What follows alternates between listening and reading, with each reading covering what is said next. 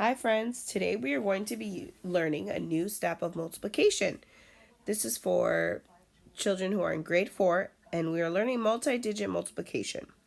Now with multi-digit multiplication there's many different forms of how you can multiply, but today we're going to relearn place value in multiplication and how it takes part in being able to do the partial product method to solve multiplication, and we're going to be doing the distributive property. All of that combines together to be able to multiply multi-digits. All right, so the vocabulary that we need to learn and review is what multiplication is. On the left side is the written definition, and on the right side is the visual definition. So, operation of repeated addition, where one number is added to itself a specific number of times. So here on this side, we have 2 times 3, which that equals 2 plus 2 plus 2, which gives us 6. So 2 times 3 equals 6, because 2 plus 2 plus 2 equals 6. Then we have place value, the value of a digit in a number based on its position. So place value goes by the tens, hundreds, thousands, and it keeps going on. So if we had 2,342, we can see in each one of these represents what its value is. So the 2 represents the ones place, the 4 represents the tens place, the 3 represents the hundreds, and the 2 represents the thousands place. So for 241, we can still see that. The 1 represents the ones place, the 4 represents tens, and the 2 represents the hundreds place. So when we're doing partial product, this means multiplying each digit of a number with each digit of another number, where each digit maintains its place value. So that is really just breaking up a number, using the breaking up of the number to multiply. So we have 13 times 52. What we did was we broke the 13 by its place value. So 1 represents, remember, the tens place, because it's 2 digits. So 10, and then 3 is the ones place, and 3. So 10 plus 3 gives us 13. We're just breaking it apart to make multiplication a little bit easier. The same with the 52. We broke up 50 because the 5 is in the tens place and then 2 in the ones place. Now, what we can use with that is the distributive property, which is a mathematical rule that states that multiplying a sum by a number is the same as multiplying the number by each of the numbers inside the parentheses. This is important. Parentheses, then adding the results. So on the side here, we have the 10 plus 3 in parentheses, multiplying by the other set of parentheses, which is the 50 plus 2. Now, I know with all the lines it's a little bit confusing, but that's why I'm going to explain it. So 10 times 50 we distribute, and then 10 times 2 we distribute. So we have 10 times 50 down here, plus 10 times 2. Remember, parentheses, and then adding the results. Then we have another number. We're going to distribute the 3. 3 times 50, 3 times 2. So we have that here, plus 3 times 50, plus 3 times 2.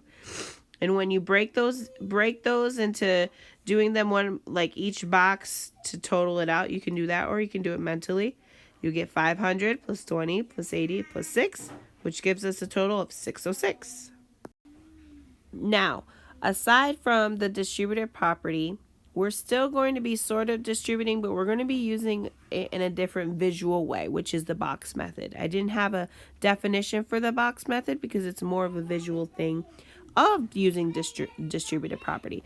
But we're still going to be using the partial product by breaking the 20 and the 5 and breaking the 30 and the 2. Now, using the box method, we are going to move these equations. Instead of putting them in parentheses, we're going to be putting them here in the outside. So we're going to have 20. Let me use a different color for that. We're going to have 20 plus 5, and then we're going to have 30 plus 5. The order, plus 2, sorry. The order doesn't matter. Just showing you a different way of distributing, but using the box method. So we're going to look 30 times 20 is 600. Then we have 30 times 5, which is 150, 20 times 2 is 40, and then 5 times 2 is 10. So, using this, now we see that we have all of our numbers that we have to add by. So we have 600 plus 150 plus 40 plus 10. Now we're going to add these up. So we can see here 150 plus 40 is 190 plus 10 plus 600. 600 plus 200 equals 800. So that's using the box method. All right, friends, so we're going to do another example, but I'm going to show you in both ways you can use the partial product method of solving multiplication through multi-digits. So the first one, we're going to be using the parentheses. So 42 split up, in its place value is 40 and 2. 11 is 10 and 1. Now we're going to break these into their parentheses by doing 40 plus 2, 10 plus 1. Okay? Now we're first going to start with 40 times 10 plus 40 times 1. Then we're going to be doing 2 times 10 plus 2 times 1. I know it looks a little wonky right here, but we're going to go ahead and just put it all together. Now we're going to do, what is 40 times 10? Gives us 400. So we have this one crossed off. Then 40 times 1 is 40. Cross that off. Then we have 2 times 10 is 20. And then 2 times 1 is 2.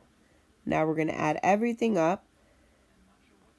400 plus 40 gives us 440. Plus 20 plus 2 is 22. So gives us a total of 462. Now, that's the first way of doing that method. And then we also have the box method. So still doing 42 times 11. It already shows us we have 40 plus 2. So we'll do 40 plus 2. Then we're going to do 10 plus 1. And then we're going to go ahead with our boxes. So 40 and 10 is 400. 10 and 2 is 20. Then we're going to do 1 and 40, which is 40. And 1 and 2, which is 2. And now we know this is all that we are adding. 400 plus 20 plus 40 plus 2. 40 and 20 is 60 plus 2 plus 400. You can, however way you think it's better to combine them to add, you can. Then we have 462. Okay, friends. So since we got some practice in, let's see if we can conquer seeing a problem and finding if there's any mistakes, and if there is, how to fix it. So we're going to go ahead and look at this side first, the left. And we're going to be doing the multiplication of 72 times 34. So we have here 72 times 34. So we can see that they did break apart the 72 to 70 and 2 and the 34 to 30 and 4. But what can we notice is the first mistake? This right here, we can notice that the multiplication sign is supposed to be a plus sign. Okay?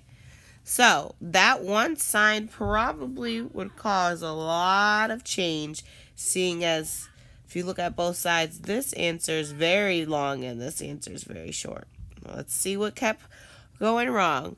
So we did in the box method, the person did 70 times 30, which is 2100, correct? Then they did the 30 times 2 is 60. They did the 70 times 4 and the 4 in the times 2, which this is correct. But when it came to putting everything together, they used the wrong sign. So this should be adding. So when they combined them together, they did multiplication instead of addition. So we can go ahead and fix that by, let's erasing. Hypothetically, let's erase these answers. And we're going to be adding a plus to each of these answers. So 2100 plus 60 would be 2160. 280 plus 8 is 288 and 8. And then 2160 plus 288 is 2448. So that is the correct answer.